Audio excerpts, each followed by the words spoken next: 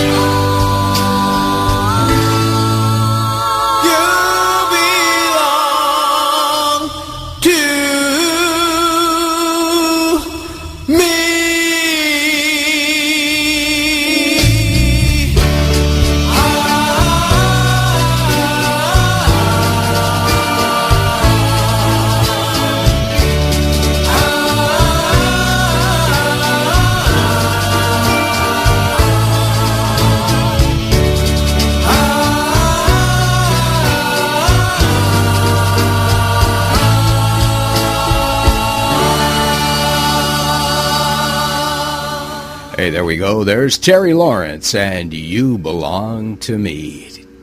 We'll be right back with Terry, in just a few seconds. But, hey, let's put a plug in for yours truly. It's Joe T's Soda Shop. Yeah, Joe T's Soda Shop. It's playing all your favorite songs from the 50s and 60s to classic doo-wop. It's Joe T's Soda Shop.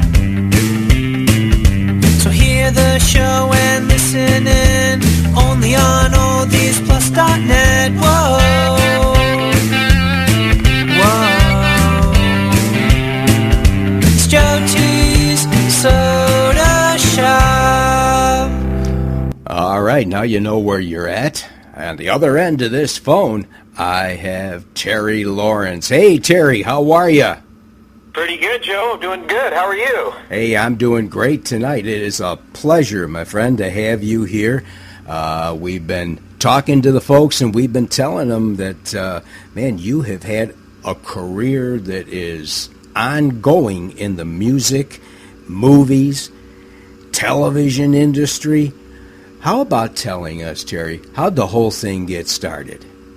Well, when I was a little kid, probably around 4 and a half, I was doing some modeling for Catalina Sportswear, and I was at the Ambassador Hotel modeling this little outfit and everything, and afterwards somebody said, don't you know you could get your son into acting? Here's an agent's number. So they fixed me up with an agent, Hazel McMillan, who was probably about 70 years old at that time, believe it or not. All right. And she was a top agent for James Cagney's son and a lot of the child actors. Jerry Mathers of the Leave It to Beaver show. And so I got into the acting field, starting to do my first show, which was The Millionaire, where they used to, a TV program where they handed out the checks. Love that show. Yeah, it was a good show. Yeah.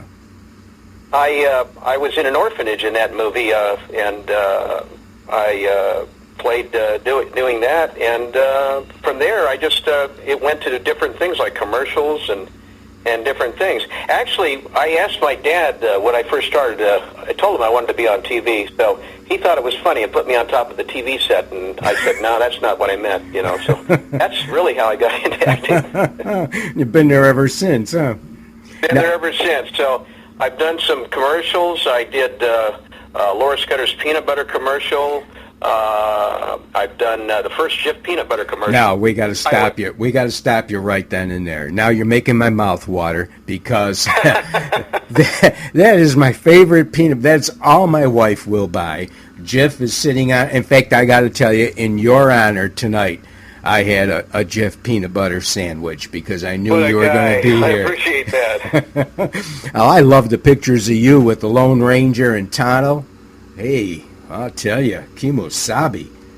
Yeah, I'll tell you, that was a shocker. I got that part probably in '57, and it was on a wagon train where I played the son of two people that were a cowboy and a cowgirl. They got shot.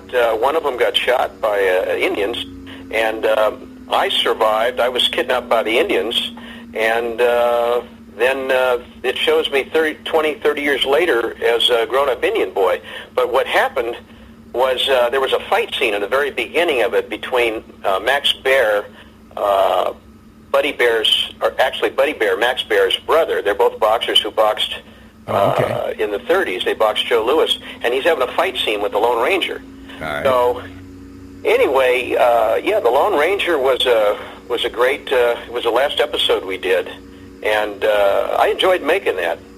Well, that was. I used to watch every single one of those. I mean, most of the kids were glued in front of your television set and watching the Lone Ranger. I'll tell you, hey, did you ever see him with his mask off? Yes, and I'll tell you, it was not a thrill. No, he was a nice guy. He was really a nice guy. I saw him. We ate lunch at Corganville Ranch. And he's very friendly, very talkative with my mother there, and just a super guy. All the outfit and everything he wore, and he said, "Sonny, drink your milk, grow up and be big and strong." And very nice person. Chana was nice too. Great. Now you've been with the Lawrence Welk Show, Art Linkletter. I mean, yes. Wow. I mean, you've been doing all of this stuff. Dean Martin, Tennessee Ernie Ford. My goodness. I mean, this is like a who's who of who's who. I mean, this is just unbelievable stuff. Terry, I have to ask you, how old were you when you actually started doing this? I was about 4.5 or 5 years old when I started. Oh, wow. Wow, it was even before school. Yeah, before school, before kindergarten. Now, when you were doing these movies and television shows and stuff like that, were you still able to go to school, or did they have to get tutors for you, or what? I was still able to go to school. They would take me out of my regular school, and then they had school on the set for a very good teacher, Mrs. DeFerris, who was a child teacher of other child actors at that time. She was very good, and it was hard. It wasn't really that easy. A lot of the same stuff that you'd be learning in other schools, you'd be learning on the set. So I had my schooling on the set too. And of course, you had to remember your lines at that age.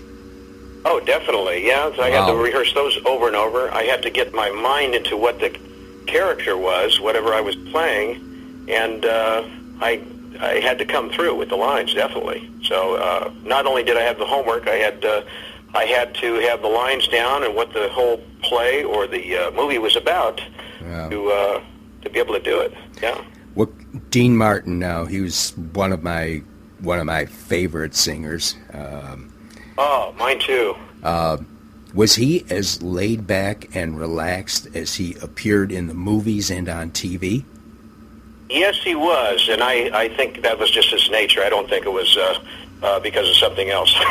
Okay. I think he was a pretty laid-back guy, very friendly, and he liked kids and everything. And I was on there. I don't remember exactly what I did on that TV show. It was live. It was with Keely Smith, believe it or not. Oh, wow. I don't know exactly. Yeah. I don't even remember what I did on that one. Mm-hmm.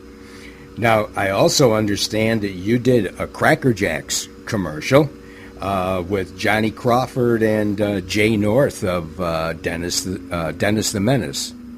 Yes, that was a shocker that I was going to be put together with them. I really liked the rifleman, Mark McCain's part, Johnny Crawford. He was kind of like a teen idol of everybody. Oh, sure. About 3 or 4 years older than me. They put us together at, I think it was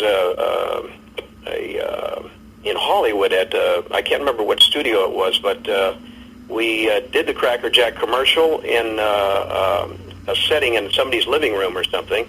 And everybody got along really good.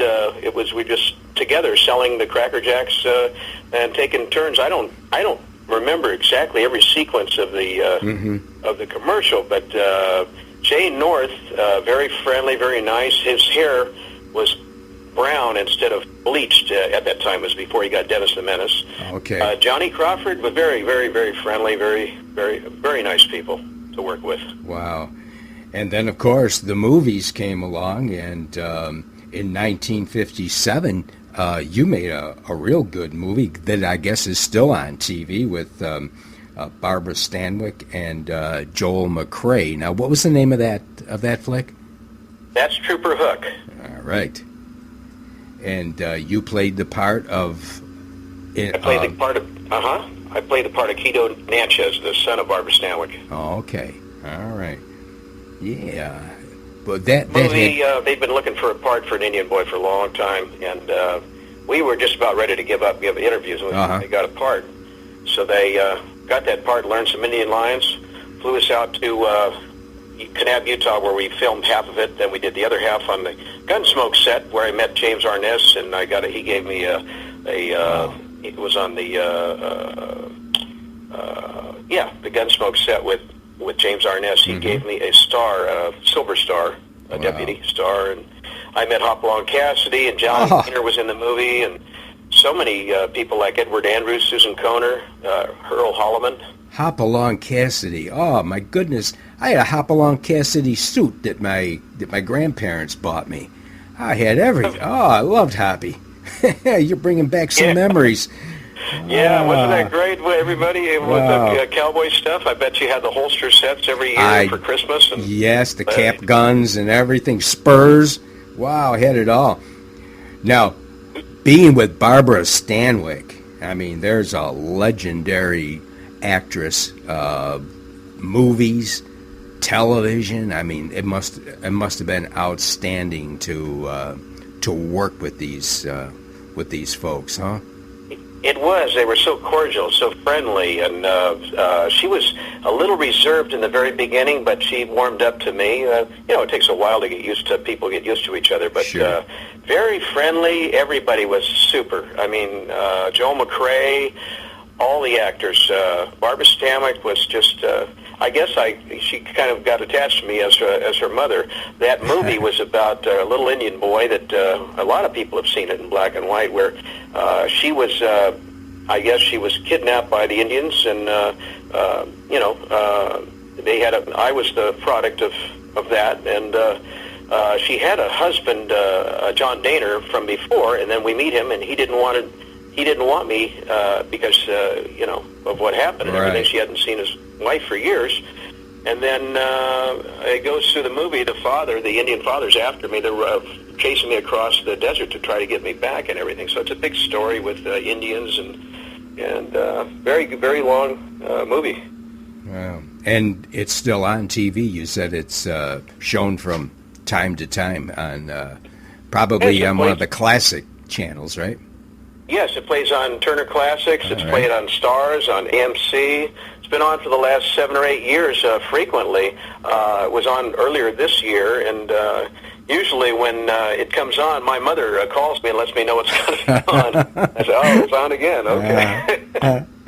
How do you feel about watching yourself on TV whenever some of these things come on? I mean, do you say, hey, I did pretty good, or do you cringe and say, gee, was I ever that young? Or That is a great question, because when I was younger, I used to watch that movie, and I used to cringe a little bit. You know, when you're looking at yourself self-conscious, I used to look and I go, oh, yeah, why did I do that? Or that's me. Or now I really, to be honest with you, I can look at it for the last couple of years. I can enjoy it and just sit there and go, oh, that's great.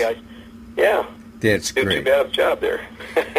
Now, you also made a movie in '56 with Bud Abbott and Lou Costello. Yeah. Boy, that was, yeah. I'm telling you, how in the world did you ever keep from laughing through that? I mean, Bud Abbott, Lou Costello, loved the guy. Loved the guy. Oh, that guy's so funny. He was a prince of a fella. He was a boxer, too, but he was very friendly and very funny through the whole thing. All the kids loved him. It was in an amusement park, and it was a movie about they're going after some bank robbers, and there are kids that get involved, and they hit the cops and robbers. Are running from them with a frying pan and everything. I was supposed to have the top part, but I came down with a pink eye. But I got a lesser part in there with the kids, and that movie, it was good.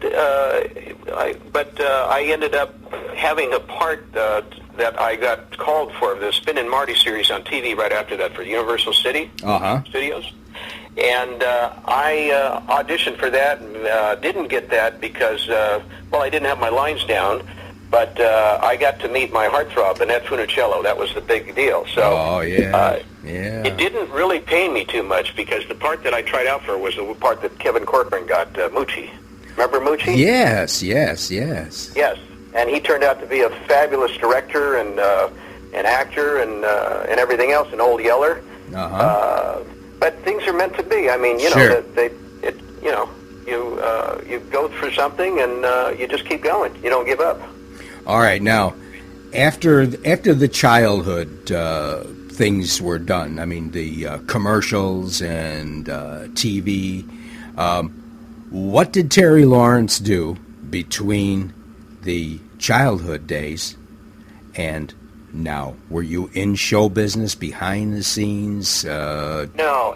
The last thing I did was a 61 Ford commercial with Veronica Cartwright, Angela Cartwright's older sister. All right. There wasn't any parts for anybody at that age, from age 11 to 17, for some reason, for commercials or TV, so I got out of it. I'd always took lessons when I was about 6 or 7 on keyboards, and so I was in sports, too. I was a gymnast. I was in a tumbler and a free exercise, gold medalist in high school, but I was also playing.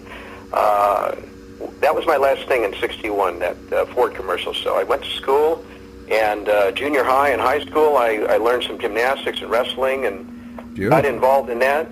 Yes. Beautiful. I mean, okay, and then your music career.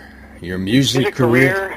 The Beatles came out in '64, so I grabbed a guitar and started some guitar lessons. I have a pretty good ear for music. That's how I started anyway. But I started playing some surf music, the Ventures, like all the garage bands, and, Walk Don't Run, and you name it. And we did Beatles, and for a couple of years I was in a couple of really top groups that won Battle of Bands, played for the City of Hope for cancer, and really started getting some good attention in newspaper articles happening on us. And then '66 rolled around, I switched back to keyboards, and I joined a group with 2 guys from England, and they had a lot of originals. So we were recording in Hollywood on Sunset Boulevard for El Dorado Records, and ran into Lee Lasef, the manager for Queen and formerly the Turtles, and we got turned down by them. But to no avail. We were at Western Recorders while we got turned down. We saw Brian Wilson doing the finishing touches of God Only Knows. So all this long hair and everything. So all this evasive trying and everything through the years of things, where it's just a continuous movement of music and acting and things. So I got into a group when I was 17. After that was playing all the downtown hotels, and then we met Bill Medley, and where we were playing, and he took us into Vegas, into the Rat Pack Lounge. So we played there opposite Louis Prima, San Butera in 1970. Wow. Went on a probably 9 or 10 state tour. Played back-to-back with Ike Tina, Little Richard. So I had an early career playing with a lot of different people. Wow. Not only also sharing the stage at one of the Bob Eubanks clubs down here with Coasters, the Drifters, Dick and Dee Dee, Donnie Brooks, Hollywood All-Stars, the Remingtons, you name it. So met a lot of people, shared a lot of stages with people, and Trini Lopez worked with him. In fact, he's played with us at Don Ricardo's back in '76. Mm-hmm. Louis Prima is one that you mentioned. Louis Prima. I just totally enjoyed Louis Prima's music. So it must have been a ball to be with him. And he's just a wild man, wasn't he? Yes, he was. He was so lively. All the Italian songs that he had, Cella Luna, and Old Black Magic, and the people in his group were so good. I mean, they had all the people he had from the 40s, Rolly D on bass, and he was quite an entertainer. Of course, he wasn't with Keely Smith at that time. Oh, okay. But, yeah, we were playing back-to-back with him, and we were doing Blood, Sweat, and Tears in Chicago, and a couple of original tunes in that lounge, and we went on before Rich Little. He was also there in the main room. Funny man. Yeah, Louis Prima was super. Dynamite entertainer. I enjoyed their show. We were there for probably about 2 months, and we every night it was different. Dynamite. Really good. Now let's talk about something that is brand new and is out on the market right now. And it is entitled I Can't Get Enough of You, and it is by none other than Terry Lawrence. And there's some great tunes on here. Wow. Thank you. Yeah, and that's me. We've been playing some of them right here on the Soda Shop. Your version of Just Because. I know you and I have talked about this before, and I told you that my wife and I, we love this tune. I think it's the best version of this song that I've ever heard. It is totally awesome. Totally awesome. Really... Well, go ahead, Terry. I don't want to cut you off here. No, go ahead. I really appreciate that. You're welcome. I spent a lot of time working to try to get my own feel for that, and it really came out good. I'm very happy with that. I'm so happy you guys like that. Oh, I love it. Now, you know, of course, on the Soda Shop here that my main range of music is doo-wop and 50s and 60s. So on this album, I mean, you've put together your version of Blue Velvet. You put Fool If You Think It's Over. You put a tune by the Supremes on there, You Can't Hurry Love.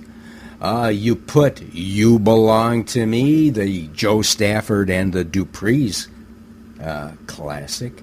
There is just so much. You've got a nice love song medley. Now, your music, I notice, has got a nice sort of, you want to call it a Latin tinge to it? It's okay. I mean, how did you come about your style? I love it. I love what you're putting into the music. So, thank you. How did it all come about for you? Well, I wanted to put together my own solo album after playing for so many years. I mean, it's time to do your own thing. So I thought of an idea of putting together some love ballads. At first it started out, I was going to do 20 best or greatest ballads of Terry Lawrence. And it evolved into a little bit of a Hispanic flavor through my wife's cousin, Jose Muro, who's a songwriter and also has had some success working. In the past, he worked with Ricky Martin, and he had a string of Latin hits in the late 90s and early 2000s. So he's quite a producer. Him and I together came up with these ideas. I think I came up with most of the tunes and the format, and we worked together on the sequence of the tunes for each segment of the album and everything, but together with the Latin flavor, he had some ideas for some drum work and some feels to update the tempos, which we're probably going to, on the second album we're going to be doing a little bit different stuff, still with the 50s, 60s, and 70s, but a newer flavor with some of the Hispanic flavor. The drums and everything, really, I had him work pretty much on that, and I think he did a super job. So what I did was I incorporated a lot of the rhythmic feel on the keyboard and the bass and the guitar with him. It worked out together. We just went over the tunes. It really flowed together so simply. For I think we did this album in 5 months. I cannot believe how quickly we did it. Yeah, that's really nice. Yeah, you do a nice up-tempo version of Blue Velvet. Oh, thank you. Yes, we wanted to make it different. We wanted to make it more of a reggaeton type feel. I mean, I could have tried to do another Bobby Vinton version, which is he's one of my favorite singers, vocalists from that time and that era, you know. But I wanted to make it a little different, more up-tempo for today's people in rhythm and dancing. So tried to turn it around a little bit along with the other one, the salsa that we did that was You Were Always on My Mind, which is very different. But that's a little different, a little more salsa flavor. But yes, Blue Velvet and some of the other tunes on here, we did change the sound. We got the cumbia medley that chose all these songs from the 60s that were some of my favorites and everything, and just put them back to back and arranged the keys so that they fell together, so that the horn lines and everything just fit together really good. So the song would be singing like I was singing to a lady, you know, a love or somebody that I can't take my eyes off you, and then the next would go into then you can tell me goodbye, or do you love me, and just like telling a story through a medley. Sure. Same thing with the love songs medley. Sure. Now, this album is really well put together, well engineered, produced, sung, instruments sounding fabulous in it. Where can people purchase the album? They can purchase the album on iTunes. They can go to iTunes under Terry Lawrence and look for the different selections, or there's a quicker way. I Can't Get Enough of You, the album is listed under my name, so it would come up very quick under iTunes. I have some of the individual songs on Spotify and some of the other things, but we're probably going to have it on have it on all the other digital stores very shortly. Great. But iTunes, it can be purchased on. In fact, I can give you the exact number if you want the HTLM code, if you'd like. Well, go ahead. Yeah. Yes, that is https://itun.es/I, these are all lowercase, and then 66, and then capital Y, and then a 4, capital Z as in zebra, and then capital C as in Charlie. All right. Or, if none of that works, the folks can always get a hold of me right here at oldiesplus.net. They can, there you go, and, oldiesplus.net. They can get a hold of Joe T. Yes, sir. Yeah. Yes, sir, at the soda shop. Yeah. Or you can listen to me on Reverb Nation, too. There's a Reverb Nation website I have. That's too long. I have given that to people, and I'm on Reverb Nation, so they can hear the songs, but rather have you buy them. Yeah, there you go. There you go. Terry, what's coming up for you? Are you going to be on the road, appearing anywhere? What's in the near future? Yes, I've got a casino gig coming up at the San Manuel Casino here in Highland, in Southern California. Here, it's with Retro Station. I'll be singing with them on the main stage over there. That's going to be coming up July 13th. I'm putting together a fundraiser. I'm not sure who it's for yet. Somebody called me but I'm working on that. And let's see, I've got some other gigs coming up at Phil Tranny's is a top restaurant I'll be playing at. But I am trying to get a warm-up thing with a concert to warm up for the Beach Boys or the Surf City All-Stars. So we're working on something right now. Beautiful. We're not sure where it's going to be, but my group is just about ready to go, and as soon as I get a string of gigs coming up, I'll definitely let you know where I'm going to be. Definitely. Let me know, and I'll be glad to put the word out for you, okay? That would be super, yes. Well, Yes. Terry, it has been a pleasure having you here, my friend. Please. Thank you, Joe. A pleasure for me as well. Thank you. I appreciate And you Linda? taking the time. Linda says hello, and also my good friend New York Nick is listening in, and he's a fan also of yours. So I just Thank you, Nick. I'm so glad. And I want to give a special thanks to Donna Zappo. She is such a sweetheart. She has worked with me and everything, and I'm sure she's listening. She's a great gal. I really appreciate everybody. It has been so much fun. Well, you're doing a great job. Keep the music coming. And Terry, it has been a pleasure. And hey, let's get together again and do this again sometime, okay? I'd love to, very, very much. We'll talk to you soon. Thank you, Joe. All right, Terry Lawrence, ladies and gentlemen. Thank you so much, Terry. Now I'd like to play Terry's version of Just Because. Just because you left and said goodbye, do you think that I will sit and cry?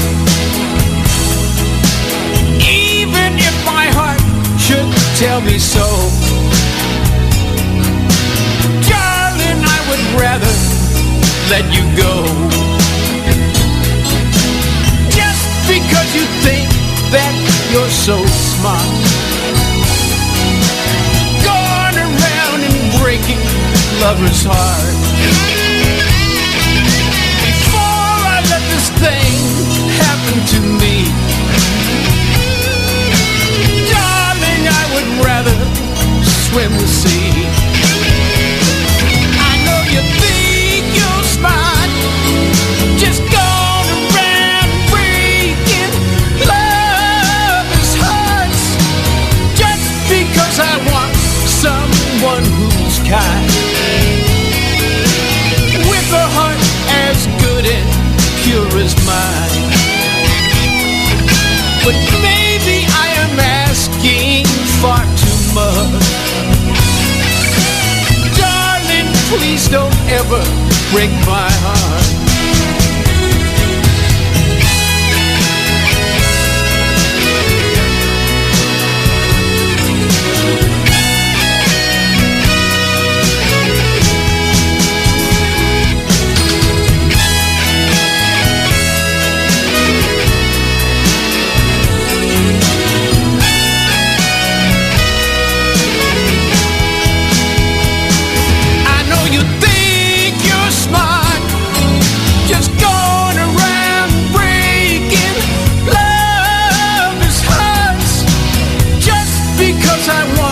Someone who's kind,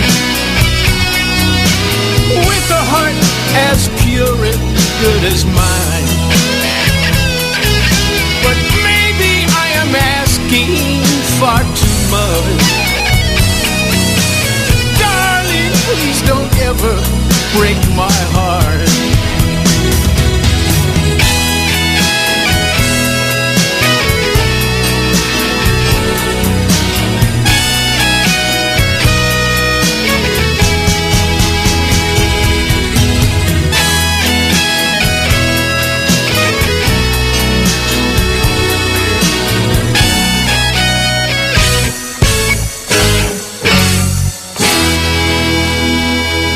Hey, there he is, Terry Lawrence. All right. We hope that you enjoyed that interview with Terry, and if you missed any of it, parts of it, or if you're just tuning in right now and missed the whole interview, tomorrow or Friday, okay, one of those, tomorrow evening or Friday during the day, the interview itself will be posted right here on my Facebook page, Joe T's Soda Shop, and on Terry Lawrence's page, along with the oldiesplus.net page.